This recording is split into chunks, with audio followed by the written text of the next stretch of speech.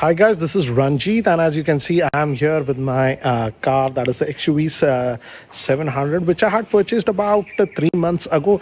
And many of you had asked me what do I feel about this one, and I did really want to take some time before posting the video review of this one. Now it will be almost 3 months since I purchased this one, and I've driven it over 3,600 kilometers.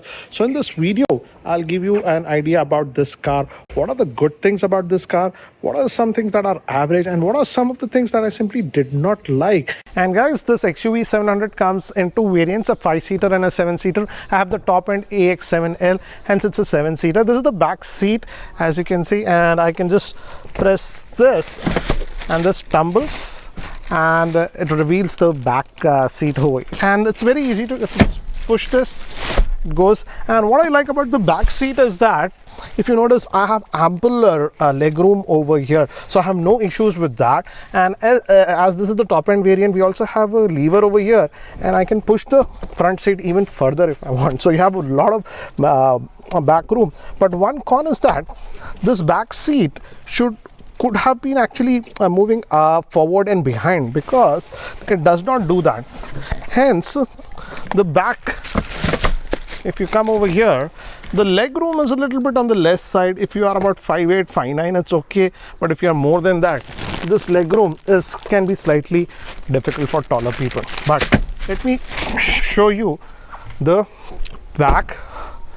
And again, this is how it looks from the back. And guys, this is the AX7L, the top end variant, luxury variant. It comes with some advanced features like ventilated seats, keyless entry, and all those things. I'll talk about all those advanced features. But this is the boot, and the seats are now pulled. And if you notice, we have very less boot over here. And if you can see over here, I can also recline the seat a little bit more. This is at the fully reclined position. Default will be there, so you have some flexibility over there. But if you're traveling with a lot of luggage, I would say you will have to pull down the seats like this. And this is how I actually travel most of the time, like a 5-seater, and then you can put a lot of luggage. But I've also used it as a 7-seater a couple of times when we were going with our friends, all 7 of us within the city. It's okay. So another good thing that I like about this car is the seating. Not only the back seating is actually good, but even the front seating is very comfortable. Seats are wide, so again gives a very good comfort. But the only nitpicking is that even though this is the top end variant, this does not get electronic seat adjustment.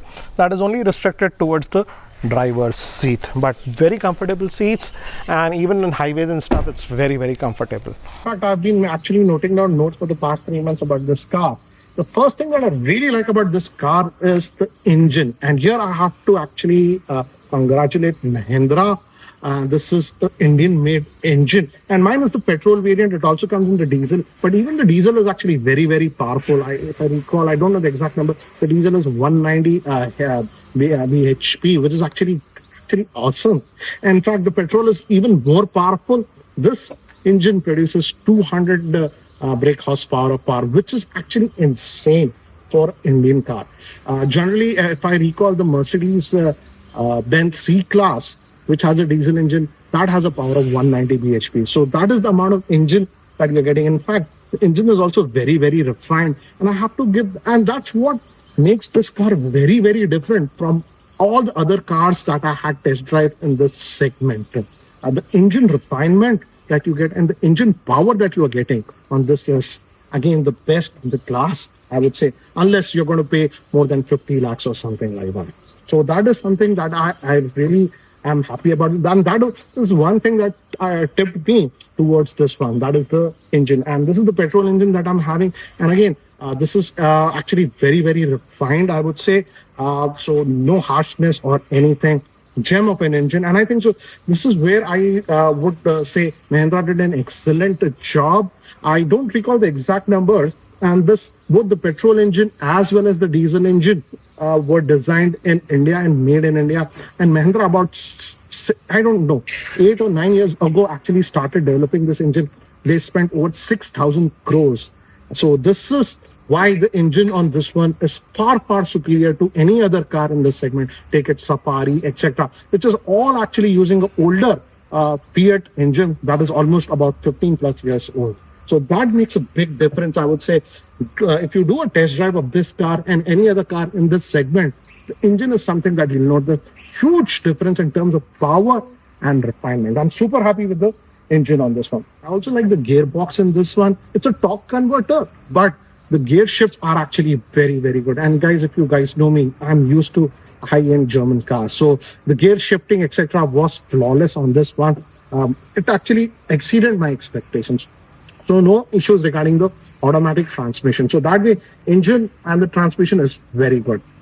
Okay, so let me quickly just start the car, and if you notice, this looks like a very big, huge screen. These are actually two screens. Let me just switch on.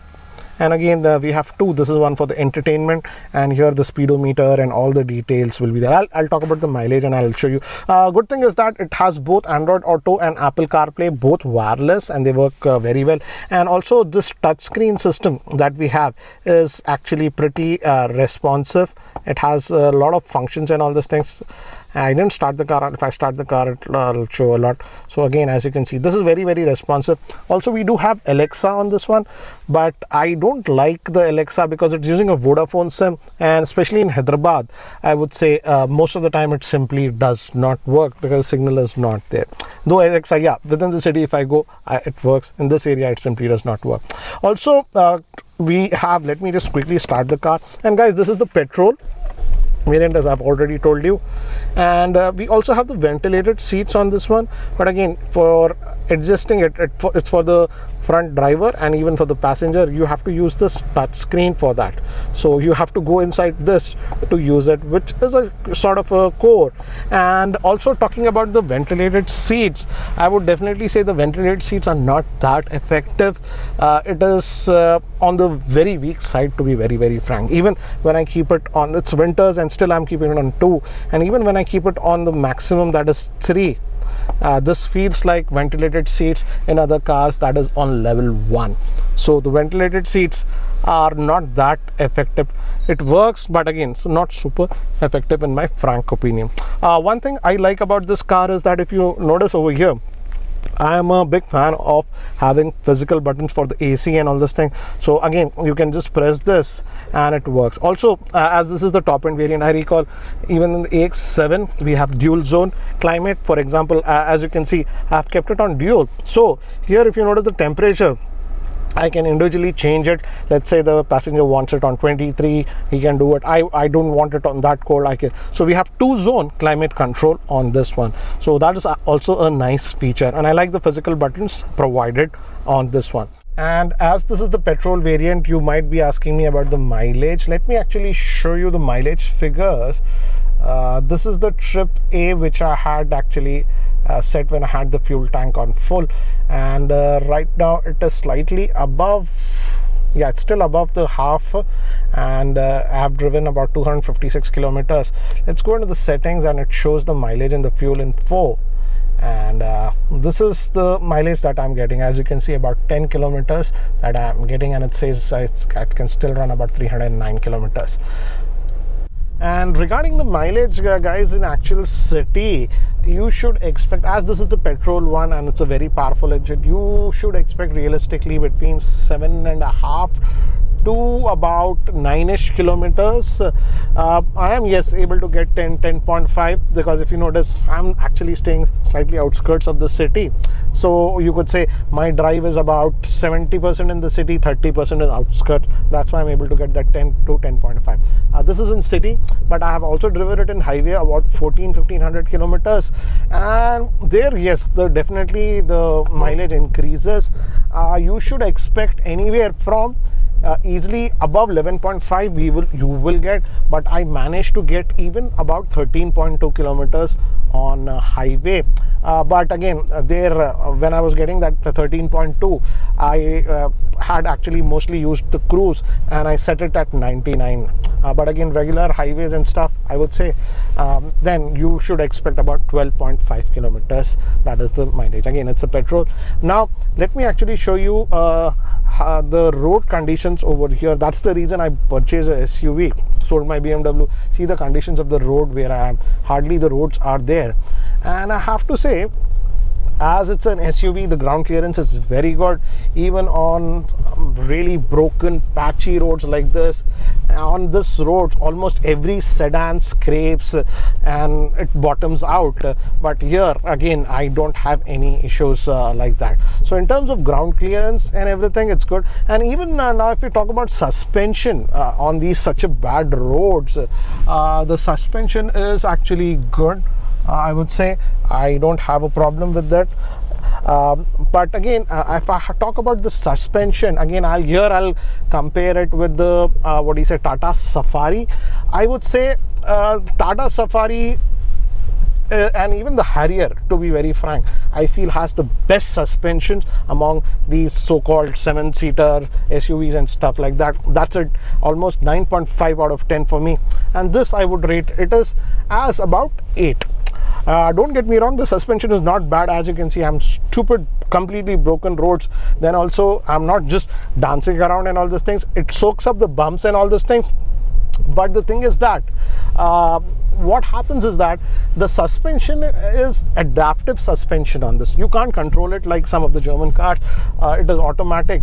So what happens is that it adapts to the situation. Right now we are on very bumpy roads, so the suspension has adapted because it knows that we are on a very bumpy road. But what happens is that if you're going on a very clean, nice highway, let's say on 80, 90 or something like that, suddenly a pothole or something comes, the suspension immediately does not adapt.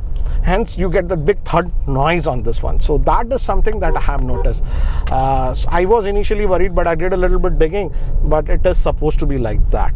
So that is my only worry about the thing. But overall suspension quality is good, I would say. But again, the Tata Safari and Harrier, I think so. Tata guys have done a great job in terms of suspension with that. But again, to be very frank, I did not scrape any bottom of this, or that way it's a true SUV. You get that commanding driving position.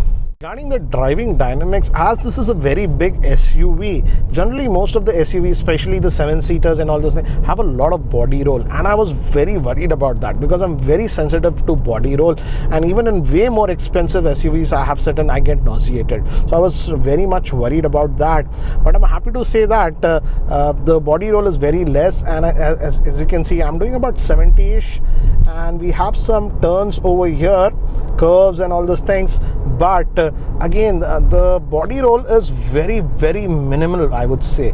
This feels like a sort of a regular car in terms of body roll, not that very big heavy SUV. That is one very good thing that I like about this car. That is what impressed me the most.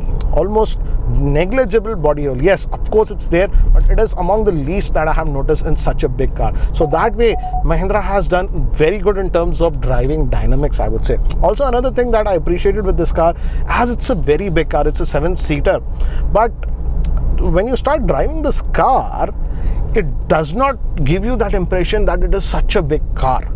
That's why when you drive it, you feel very, very comfortable about it. So that way I would say that is something that immediately I noticed. I was worried how will be the driving dynamics and the confidence that I'll get, because this is the first time I've owned such a big car, but I have to say, when you start driving this car, you simply do not feel that it's such a big bulky car. Another thing that I like is this panoramic sunroof that we are getting. It gives a very airy feel, and I would say at night it actually looks very, very good.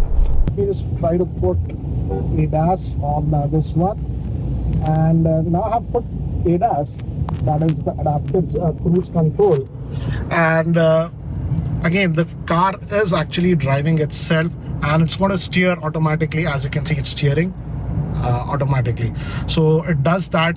And in fact this I actually use not in the city, but when I'm going on highways or something, I've used this ADAS quite a bit. In fact, there is a small truck over there ahead of me, and it will automatically, we are at 63, it will automatically start slowing down the car. I'm not doing it, as you can see, because that guy is not moving.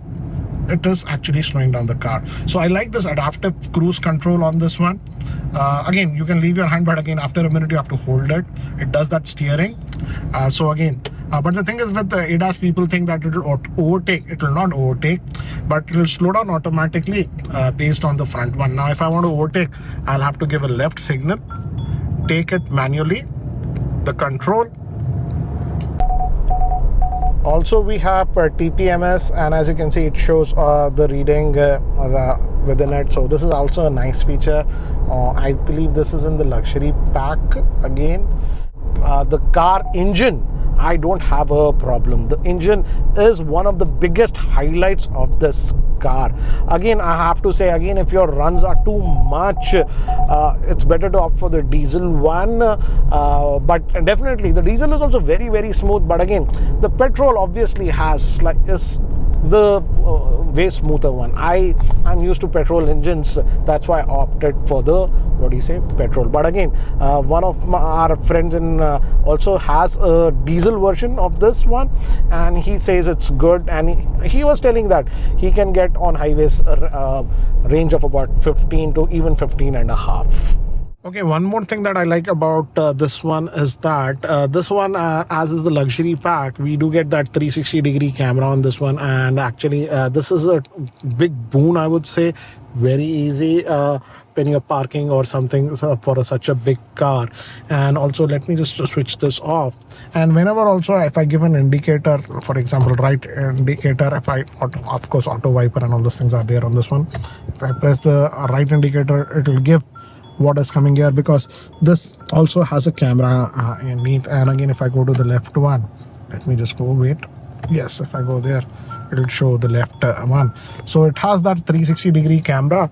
So I feel this is a very good thing. But again, they have restricted this to only the guidelines, etc. also come, so you know that what is happening and all those things. And let me just go back to the 360-degree camera to give you an idea. I can take snapshots of this one, and if I press this one, I can also go to different, for example, I wanted to see what's at the back, what is over here, just the front, what's on the left side, right side. Again, while parking or in a tricky situation, this is very helpful. Again, you can also press the 3D one, and now you get that complete 3D view also. So again, this is a good addition, I would say. But for some reason, Mahindra has restricted this functionality, which I feel you need on such a big car, only to the luxury pack. I feel they should have given this 360-degree camera even to other variants. But this is has been actually a game saver, a time saver, in very tricky situations where I had to park and get out. This really helped me. Another major bug that I had noticed on this one is that the interface and everything is very good, and this happened a couple of times on this car. This display just vanishes sometimes. This must have happened about 2 or 3 times to me, and once this one also has happened. And that is very irritating, because everything, even this is electronic display, everything is displayed over here. But again, you don't have to panic if it happened twice to me. You just shut off the car and just start it after like 5 seconds. For example, I'm going to shut off the car, and this is how, when I'm doing this never happened. I'm just going to shut off the car. The car is now shut off. Let the display go off, and now it's completely shut down. What people generally do, this happened to me, if I just press the brake, as is automatic, and I just press the start button, the engine will come up directly. I would say don't do that. Just press the start button for a second and let this come, both the displays come and boot up. Once this is booted, as both the displays are there, that means the infotainment system is booted up. Now press the brake and the start, and that way I don't have the blank screen issue. So definitely this is a bug, but I have found a workaround. One more thing that I do not like is this A-pillar. As you can see, it's pretty wide, and particularly on the driver's side, this actually creates a blind spot. So that is something you have to be aware of it. Now I have gotten used to it. I just poke my head out when this is a steep turn, but this actually here and even in this area will block. So that is something you got to be aware of. Another thing that I've noticed is that, and if you're going with the luxury pack variant, you actually get 12 speakers on this one instead of the regular 6 speakers or something. But I have to say, though it says Sony speakers, often the sound output on this one is something that I simply do not like. I've seen cars that are having just 4 speakers sound way better than this one. So this 12 speakers, it has this effect, that effect, but the actual sound quality is not that great, I would say. And if I have to rate it, I would rate it just 5 out of 10. In fact, I simply do not like the sound output on this one. That's why I simply do not like listening to the music on this one. And I think so I will be changing the 4 speakers on this one, but the built-in speakers, the effect and the depth is simply not there. In fact, even my Tiago, which was just a 5.5 lakh car, has way better speakers compared to this one. So if anybody is telling you and praising you, go with the luxury variant because of the 12 speaker, please don't do that. The speaker quality is pretty average. Yes, it has a lot of effects, gimmicks and all these things, but the sound quality is just not good on this one. There is no depth on this one. The woofer is so weak. So I don't like a lot of accessories, but I think so I will be changing the speakers on this one. Frankly speaking, here Mahindra has done a very poor job. One again small nitpicking and a big omission I felt Mahindra did is that as this is a petrol engine, on this one in the engine mode there is nothing like a eco mode or a normal mode or a turbo mode or anything like that. The diesel one has it, that is known as zip zap zoom or something like that. I frankly feel the petrol one engine should also would have had that option. It would have been great and would have increased the mileage a little bit more, but sad to see that we do not have an option like that. So this car is always like you are in the turbo mode. So I feel that's a big miss by Mahindra. One outstanding thing that I've noticed about this car is the AC is super effective in this car. One of the best that I've seen. It chills the car like so quickly. So I have to say that is one great thing.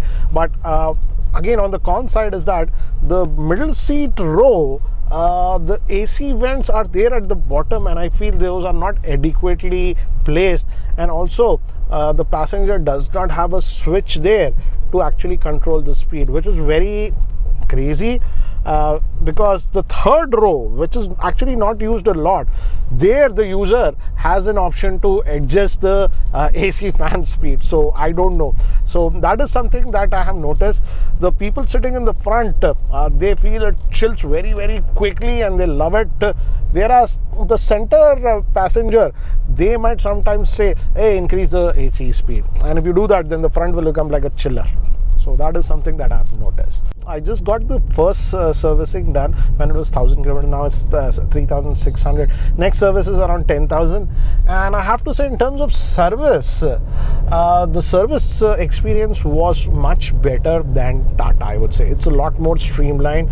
You can just register for your servicing, etc. via an app, and you get all the details on the app. So that way, I would say, in terms of servicing experience, it was much better than Tata. So guys, to conclude, what do I feel about this XUV 700? Overall, I would say it's a very good car and I'm actually satisfied with this one after driving it for almost 3 months. I feel very confident when I'm driving this car on highways. It gives you that confidence. And the big plus point, I would say the highest plus point for this car is the engine and the driving dynamics that we have. Though it's a very big SUV, you don't have that body roll and stuff like that. So that way they have done a very good job. Also, the built-in LED lights are very good at night with this car. That's a plus point, I have to say. Coming to some of the negatives, I don't understand not having a auto dimming mirror, and the ventilated seats, again, as I've told you, not that effective. Also, that 12 speaker Sony system